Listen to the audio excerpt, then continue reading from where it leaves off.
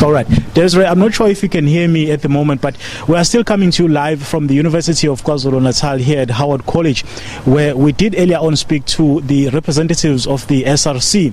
The students are saying that they expect the finance minister to actually provide more funds in terms of the higher education and training department. With me, though, is the analyst, Mr. Lukhona Mnguni, who's also based here at the University of KwaZulu-Natal.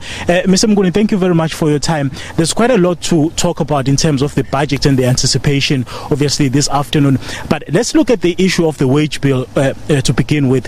What is the minister able to do around that issue of the wage bill? Well, it seems he has very limited space to box around, particularly because when you talk about the wage bill, it becomes political.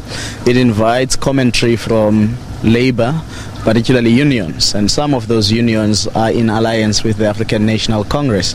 And government has been trying, if you listen to the State of the Nation address properly, to build these social compacts, and these social compacts involve a buy-in from Labour itself.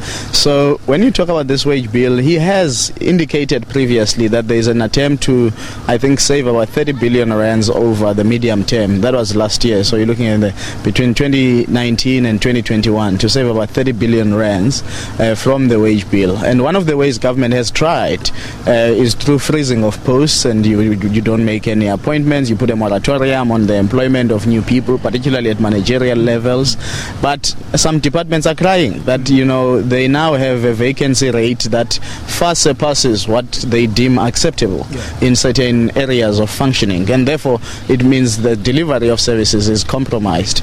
Of course, we know COSATU has issued a statement as well, I think yesterday, saying that if the minister today reviews effectively a collective agreement that was reached by the public sector civil servants in 2018 over the 3-year period, basically COSATU is of the view that there is an attempt to freeze salary increases for the year 2020-2021, and that would be another way to make savings on the wage bill. And of course COSATU is saying this will be a declaration of war and a parting of ways, because public servants must receive that which is due to them on the 1st of April this year. But of course the minister, as I said, has very limited boxing space. I think the president has refused a recommendation, for example, for an increase in the salaries of public representatives from the Speaker of National Assembly and all the way down to other public representatives. These are important ways to attempt to save, but of course there are other very difficult political choices that must be made, such as pronouncements on Eskom. There is some consensus floating around that Eskom is overstaffed. At what levels is Eskom overstaffed, and at what division between generation, transmission and distribution? That may need to be analyzed and zoomed into. But is Eskom willing to take the necessary steps to make some savings, for example, in the limited space, so that government doesn't have to extend as much of bailouts as it has had to do in the previous year? We do know that Eskom 2 weeks ago issued out a voluntary severance package, offer that people can voluntarily retire and cash out, I think to the tune of 400 million. That's the package that they had set aside to do that task. So those are the things that confront the minister when it talks to the public wage bill, but I think it's the politics more than anything that is going to determine how much of space he has. Can we afford, though, as a country now, to actually bail out these SOEs that are crippling in all respects the issue of Eskom, the issue of SAA? Can we afford to bail out these SOEs? Well, look, you have got to ask the question of what strategic role do some of these SOEs play. There's no doubt that SAA plays a far less strategic role than an Eskom.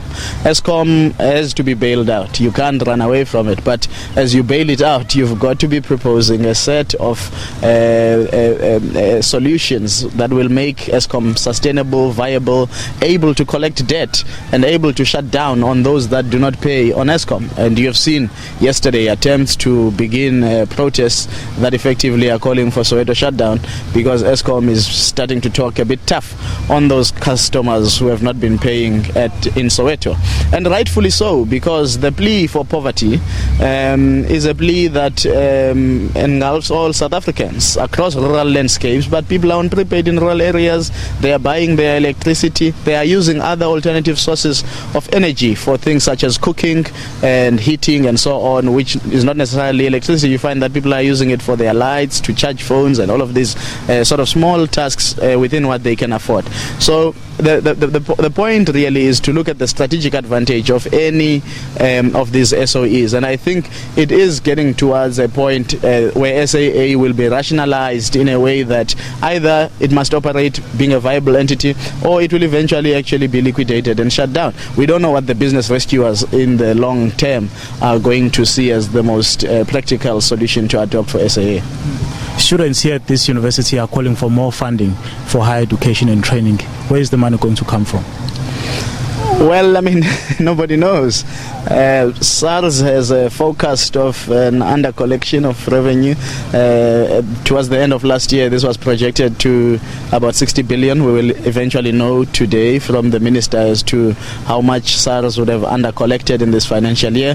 As a result of that forecast, people have been saying, temper with VAT again, the value-added tax, another 1%. But I mean, it doesn't do much to plug the hole, because government collects just under 20 billion rands maybe from that, because you then have to relook at your zero-rated items and have that whole process that we saw in 2018 when VAT was increased, which ends up saying that there are certain things where you will not actually collect this VAT. But also the danger with VAT is that it increases the production value chain, the cost of the production value chain, which means eventually items that are on our shelves will be increased, not only because of the VAT increase, but because to compensate for the value chain increased costs. And that means consumers will buy less, and effectively the logic of the VAT might not work, because you might produce things that the consumers cannot be able to afford. So there has to be some progressivism. I mean, some people are bending around the 5% once-off tax.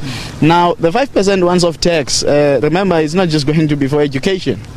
You are now saying if government is under collecting for the needs that it has now, it has to collect and make up for that. But you also know that government wants to roll out the national health insurance, and they don't have the money yet to do that. So it's quite unclear where all these monies are going to come from, but there's always talk in the sector to look at SETAs, what we collect from the skills levies from companies, how can we leverage it for post-education as well, and other solutions. But I think really it needs a meeting of minds now, and I think it's quite beyond the Minister of Finance to bring about all the solutions that we need. Mr. Mnguni, thank you very much for your time. Only a pleasure. There was the analyst here based at the University of KwaZulu-Natal, Mr. Lukhona Mnguni, trying to make sense of what the Minister of Finance will be facing as he tables his budget speech this afternoon. It's back to you in Johannesburg for now. Thank you so much. And as we wrap up for the agenda this morning, we go